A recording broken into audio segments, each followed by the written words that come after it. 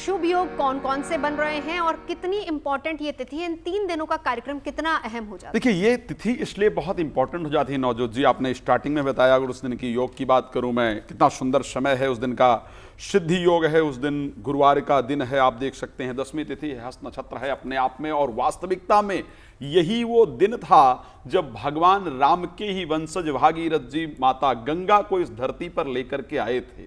और शास्त्र कहता है कि मां गंगा कोई और नहीं है, परमात्मा ही प्रेम में विहल होकर के अपने आप को गंगा के स्वरूप में परिणत कर लेते हैं। और वो तो अगर इस दिन का वर्णन किया जाए, और एक बार मैं और बता दूं नवजोत जी, मुझे लगता है जिस दिन भगवान का कार्य किया जाए, हाँ। जिस दिन भगवान राम के विषय में कोई कार्य किया जाए, तो गोस्वामी तुलसीदास जी ने श्री रामचरितमानस में कहा कि जोग लगन ग्रह वारति सभी समस भय अनुकूल।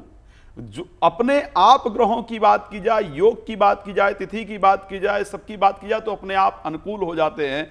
चर अर अचर हर सुजत राम जन्म सुख मूल। तो जिस दिन पार ब्रह्म परमेश्वर को स्थापित करना है, उनकी पूजा करनी है, वो आपने शायद सुना होगा, भागवत में श्लोक आता है, ये तो प्रेम की बात है, ऊधो बंदगी तेरे, श्लोक नहीं क्षमा चाहूंगा, भजन आता है कि बंदगी तेरे बस की नहीं है। प्रेम वालों ने कब वक्त पूछा, उनकी पूजा में सुन ले अयोधो। यहां दमदम पे होती है पूजा, सर झुकाने की फुर्सत नहीं है। तो जब भगवान का स्मरण कर लिया जाए, लेकिन आज मुझे वो नवजोत जी एक बड़ा सुंदर भाव याद आ रहा है कि आए अवध श्री राम हो, आज बाजे बधैया। तो आइए एक बार भाव के साथ 2 लाइन गाते हैं, फिर आपकी सुंदर चर्चा में आगे बढ़ेंगे।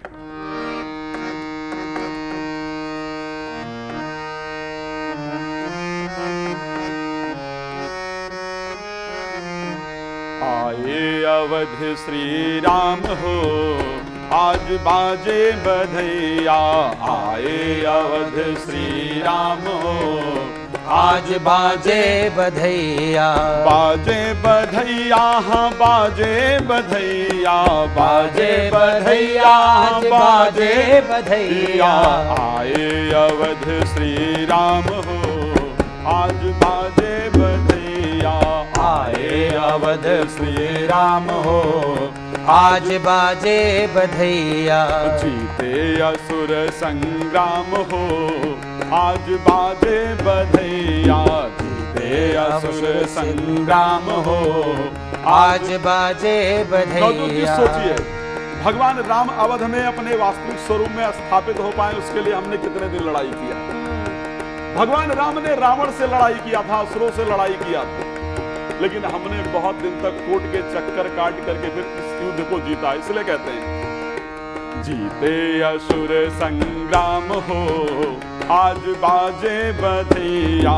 आए अवध श्री राम हो, आज बाजे बधैया।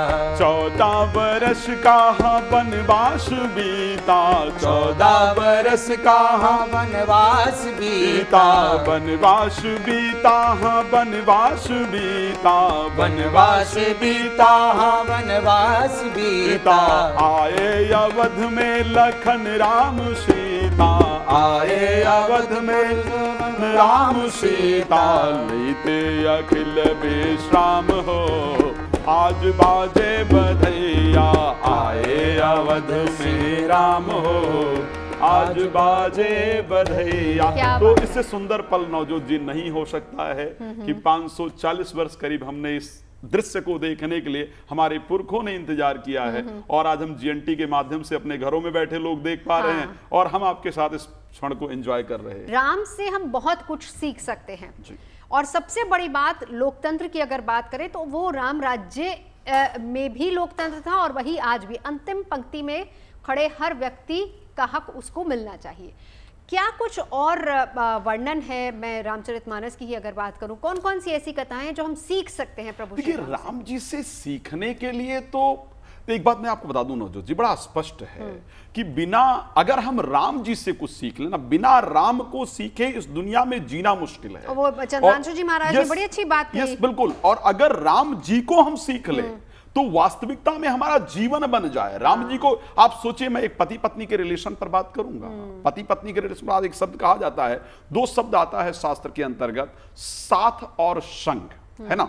आप साथ हो सकते हैं लेकिन संग नहीं हो सकते हैं। साथ व्यक्ति शारीरिक रूप से हो सकता है, एक घर में दो लोग रह सकते हैं, वो साथ हो सकते हैं, लेकिन संग मन से आदमी होता है। इसलिए सत्संग कहा जाता है कि आदमी मन से परमात्मा के साथ जुड़े तो उसको सत्संग कहा जाता है। माता जानकी सोचिए कहां पर है, लंका में है, लेकिन भगवान राम ने एक बड़ा सुंदर संदेश देकर के भेजा। क्या कहते हैं कि तत्व प्रेम कर मम अरुतोरा और जानत प्रिया एक मन मोरा और सो मनुष्य सदा रहत तो ही पाही और जान प्रीत। सिर्फ मेरे प्रेम को हे प्रिय इतने में ही पहचानो कि मेरे पास एक मन ही था और वो मन भी मेरे पास नहीं है और वो मन तुम्हारे पास है। तो राम को एक बात और बता दूं, जब मुश्किल समय जीवन के अंतर्गत आता है, अगर अधिकतम रिश्ते खराब होते हैं नवजोत जी, तो उस समय पर होते हैं जब परिस्थितियां विपरीत होती हैं। अच्छे समय में तो सब लोग एक साथ रहते हैं, लेकिन जब परिस्थिति विपरीत होती है तो लोग एक दूसरे के साथ नहीं होते हैं। और भगवान राम कहां पर हैं? वन में हैं, माता जानकी के साथ हैं, राजा के पुत्र हैं। एक रात्रि के अंदर राजा से वनवासी की तरफ चले गए हैं, लेकिन गोस्वामी जी ने लिखा है कि कैसे अपने पत्नी की रक्षा करते हैं। जगवहि प्रभु सिय लखन ही कैसे और पलक विलोचन गोलक जैसे। जिस प्रकार आंखें जो हमारी है ना, हमारे गोल जो हमारी पुतलियां हैं, आंखों की रक्षा करती है, वैसे भगवान राम रक्षा करते हैं। लेकिन मैं यहां पर इस विषय पे ना जाकर के, मुझे लगता है, मैंने कल भी कार्यक्रम में बैठा था तो मैंने कहा बिना जनकपुर जाए ना राम जी का मजा नहीं, अयोध्या का मजा नहीं है। कितने अच्छे तरीके से वो बता रहे थे कि आप एक दिन पलक झपकने के समान है, आप अगर इतनी देर भी अयोध्या में रह जाते हैं तो आप बहुत बड़ा पुण्य बिल्कुल सत्य है। और अयोध्या वाक्य में भगवान ने बसाई है, ऐसा कहा जाता है कि धरती पर है नहीं। खैर वो लंबा विषय है और उस पर बाद में आऊंगा। लेकिन मैंने कहा कि बिना मिथिला जाए हुए ना, बिना जनकपुर जाए हुए भगवान राम की सुंदर छवि को निहारा नहीं जा सकता है, अवध का आनंद नहीं लिया जा सकता है। सब गांव में जिनकी शादियां हुई हैं, सब लोग जानते होंगे, जो जीएनटी आज देख रहे हैं, कि गांव में जब विवाह होता था ना तो गाली गाया जाता था और बड़ा सुंदर रहता था, बड़ा विनोद भाव होता था। वहां की जो माताएं बहनें हैं सुंदर गाली गाती थी, तो वही अवध की बड़ी, जनकपुर की बड़ी सुंदर गाली है। अगर आप समय दें तो हम 2-3 मिनट ले सकते हैं। और भगवान के बारे में जब अवध में पहुंचे तो जनकपुर में पहुंचे तो जनकपुर की सगियां कहती हैं, मुख छवि कही न जात मोहि पाही और जही बिलोक बहु काम लजाही। प्रभु की छवि बहुत सुंदर है, लेकिन क्या कहती हैं जनकपुर की सखियां भगवान राम से, जनकपुर की महिलाएं? आइए भाव के साथ।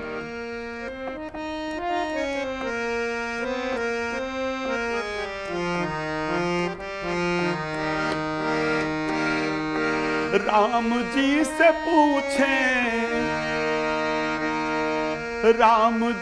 पूछे जनकपुर के नारी, बतावा बबुआ लोगवा देता काहे गारी, बतावा बबुआ लोगवा देता काहे गारी, बता द बबुआ। हाँ राम जी से पूछे, हाँ राम जी से पूछे, हाँ राम जी से पूछे जनकपुर के नारी, बता द बबुआ लोगवा देता काहे गारी, बता द बबुआ लोगवा देत काहे गारी, बता द बबुआ।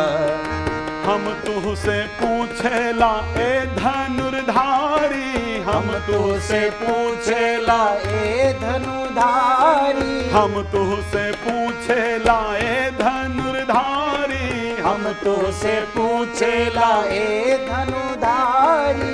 एक भाई गौर का है, एक भाई गौर का है, एक भाई गौर का है, एक काहे कारी, बतावा बबुआ लोगवा देता काहे गारी, बतावा बबुआ लोगवा देत काहे गारी, बता द बबुआ। अगली लाइन में नवजोत जी, मिथिला की जो सखियां हैं वो कहते हैं राजा दशरथ ने बड़ी चालाकी की है, नहीं तो एक ही पुरुष की 3-3 पत्नियां कैसे हो सकती हैं? अच्छा, राजा दशरथ ने बड़ी चालाकी, क्या शब्द कहती हैं?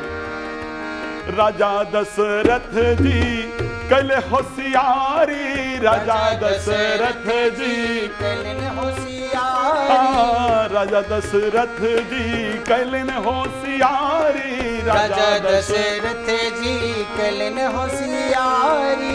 एक ही मर्दवा के, एक ही मर्दवा के 3-3 नारी, बतावा बबुआ लोगवा देता काहे गारी, बतावा बबुआ लोगवा देत काहे गारी, बता द बबुआ।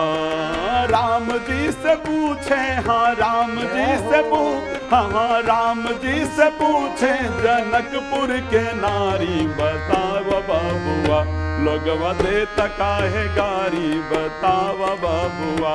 क्या बात है, क्या बात है। तो कहा यह भी जा रहा है कि द्वापर युग के तमाम सहयोग इस बार बन रहे हैं, हम उस पर भी चर्चा करेंगे और तीनों दिन का कार्यक्रम क्या रहने वाला है ये भी आपको बताएंगे। अगर आप मुझसे जुड़ करके अपनी समस्याओं का समाधान चाहते हैं और चाहते हैं कि आपकी समस्याओं को ज्योतिष के माध्यम से सुलझाया जाए, तो आप हमसे संपर्क कर सकते हैं, जुड़ सकते हैं एस्ट्रो तक पर।